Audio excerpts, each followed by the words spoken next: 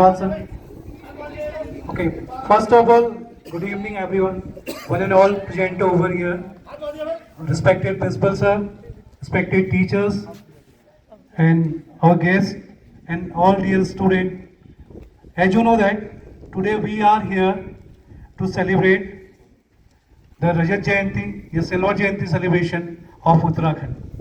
Okay, अगर इस तरह से कुछ वो नहीं हुआ, मैं ठीक है भाई, मैं आपको दोनों उसमें थोड़ा सा बताना चाहूँगा. जैसा आप सभी को पता है कि आज जो है कि हम लोग यहाँ पर उत्तराखंड रजत जयंती के अवसर पर उसकी पूर्व संध्या पर एकत्रित हुए हैं. As you know that I am here as a SST teacher, so being a SST teacher is my moral responsibility that I have tell you something, the important fact regarding this. You can say the victory जो हमारा उत्तराखंड हमने 9 नवंबर 2000 को स्थापित हुआ था. तो इससे पहले बेटा ये जो पार्ट था उत्तराखंड जो था हमारा, ये उत्तर प्रदेश का ही पार्ट था, ठीक है. और 9 नवंबर को उत्तर प्रदेश से अलग करके एक उत्तराखंड राज्य बनाया गया, और जो कि 9 नवंबर 2000 को इसकी स्थापना हुई, और आज 2025 मीन्स कल इसका जो हम सिल्वर जुबली मनाएंगे, ठीक है. तो ये हमारी मातृभूमि है, तो मातृभूमि के लिए हमेशा हमारे दिल में एक अव्वल भाव या एक उच्च कोटि की भावना हमेशा बनी रहनी चाहिए. तो इन भावनाओं को मैं यहाँ पर एक पंक्तियों के माध्यम से आपके आगे प्रस्तुत करना चाहूँगा. है भरा नहीं जो भावों से, है भरा नहीं जो भावों से, बहती जिसमें रसधार नहीं, वो हृदय नहीं पत्थर दिल है, जिसमें मातृभूमि से प्यार नहीं. तो इन्हीं भावनाओं के साथ ओतप्रोत होकर जब तक उत्तराखंड नहीं बना था, तो सर्वप्रथम स्वतंत्रता से पहले मैं बताना चाहूँगा 1938 में 5 to 6 मई के बीच में जब गढ़वाल श्रीनगर में एक कांग्रेस का विशेष वहाँ पर सम्मेलन हुआ था, जिसकी अध्यक्षता पंडित जवाहरलाल नेहरू ने करी थी. तो उस अध्यक्षता में सर्वप्रथम एक पर्वतीय राज्य की मांग की गई थी. And the same year in 1938 our great freedom fighter that Shri Dev Suman ji, उन्होंने भी 1938 में इसी प्रयास को आगे बढ़ाने के लिए एक गढ़ देश सेवा का संगठन वहाँ पर नामक संगठन बनाया, जिसका प्रयास भी यही था कि जब भी हमें स्वतंत्रता मिले तो ये जो उत्तर के जो हमारे पहाड़ी राज्य हैं, इनको लेके एक अलग से राज्य बनाया जाए. इसके बीच में भी कई और प्रयास किए गए. तो अब मैं सीधे जो स्वतंत्रता के बाद जो राज्य निर्माण को लेकर जो प्रयास किए, मैं उस पर बात करना चाहूँगा.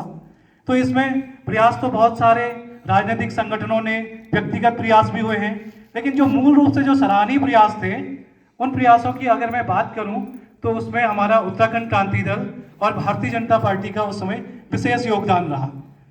इसके अलावा ये चीज़ें आगे बढ़ती रही, और मैं आज तहे दिल से उन शहीदों को भी नमन करना चाहूँगा, जिनकी वजह से ये उत्तराखंड आज जो बन पाया है.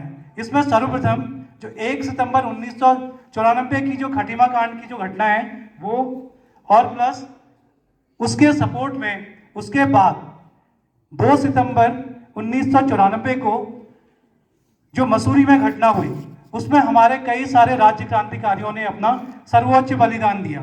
यह संख्या करीब करीब 14-15 के आसपास थी.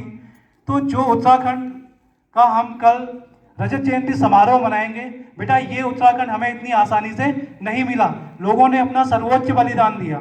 इसके बाद 2 अक्टूबर 1994 को जब हमारे क्रांतिकारी दिल्ली में इसी मांग को लेकर प्रदर्शन करने जा रहे थे, तो मुजफ्फरनगर के पास, रामपुर के पास, मुजफ्फरनगर चौराहे के पास उस समय की सरकार ने बल का प्रयोग किया और हमारे जो साथी थे उनके साथ दुराचार भी किया. ऐसी कई घटनाओं का सामना करने के बाद जो हमारे जो क्रांतिवीर थे, उनका संकल्प और उनका प्रण और उनका युद्ध सफल हुआ 9 नवंबर 2000 को. तो ये जो दिन है, ये बहुत ही खास दिन है हमारे लिए.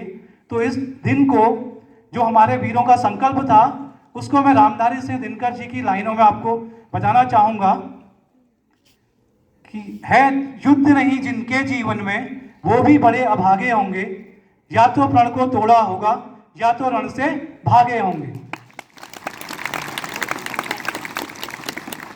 तो हमारे जो ये वीर साथी क्रांतिकारी थे, तो वो ना उन्होंने रण को छोड़ा ना प्रण को तोड़ा, तभी आज हम ये उत्तराखंड का कल जो हमारा रजत जयंती समारोह मनाने के लिए तैयारी कर रहे हैं। अब बात ये आती है कि ये दिन सिर्फ रजत जयंती मनाने भर का नहीं है, तो इस दिन हमें एक संकल्प लेना है कि क्या वाकई हम जो उत्तराखंड का सपना हमारे क्रांतिकारियों ने देखा था, तो क्या हम उसे पूरा कर पा रहे हैं? आपको लगता है कि क्या हम इसे पूरा कर पा रहे हैं? यस और नो? नहीं पूरा हो रहा है? नहीं, ऐसा नहीं है। बहुत सारी चीजें ऐसी हैं जो शायद अभी आपके तक नहीं पहुंची या किसी वजह से, लेकिन इसका उत्तर हाँ है। क्या ये हमारे लिए गर्व की बात नहीं है? मैं एक अंतर्राष्ट्रीय स्तर से इस चीज को शुरू करूंगा। थोड़ा सा जो सीनियर क्लासेस बच्चे होंगे उनको मालूम होगा, एक कॉन्सेप्ट है सस्टेनेबल डेवलपमेंट गोल, SDG, सुना होगा आप लोगों ने। उसके पैरामीटर जो होते हैं, विकास के जो पैरामीटर्स हैं, उनको निर्धारित करने में मदद करते हैं। वो अंतर्राष्ट्रीय स्तर पर निर्धारित किए जाते हैं। तो इसमें 23-24 के डेटा में हम उत्तराखंड संयुक्त रूप से केरल राज्य के साथ प्रथम स्थान पर थे, 79 अंक लेकर। क्या ये हमारे लिए गौरव की बात नहीं है? तो प्रयास हमारे इसका मतलब सही दिशा में जा रहे हैं। और ये एक और भी गौरवान्वित करने वाली बात यह है कि जो हमारे देश के 28 राज्यों में से 2 राज्यों ने संयुक्त पोजीशन सिक्योर करी, और जो 26 राज्य थे वो हमसे कहीं अधिक साधन संपन्न थे। उसके बाद भी एक नया राज्य इस मापदंड पे प्रथम स्थान पर है। ये गौरव की बात है हमारे लिए, और हम सबको इस पर गौरव होना चाहिए। इसके अलावा recently we have successfully completed that the 38 national games and it's a make a pride to the Uttarakhand because there was no allegation, no any kind of negative controversy between this. कुछ हुआ था? नहीं हुआ था। 38 national games हमने successfully conduct किए थे। ये क्या हमारे लिए गौरव की बात नहीं है कि उत्तराखंड को जब ये असाइन हुआ था तो उस समय लोग कहते थे कि छोटा सा राज्य है, संसाधन विहीन है, क्या कर पाएगा, देखते हैं। ठीक है, हमने सिद्ध किया, और we have make so many histories and we have set so many milestones like the night rafting and some special games in Auli. ठीक है, उसके अलावा भी बहुत सारे गेम्स ऐसे हैं जो हमने कराए यहाँ पर, जो पहली बार ही हुए हैं, क्योंकि समय अभी इजाजत नहीं दे रहा है, चीजें बहुत कुछ हैं। लेकिन फिर भी मैं ये बताना चाहूंगा कि देखिए बच्चों, अभी तक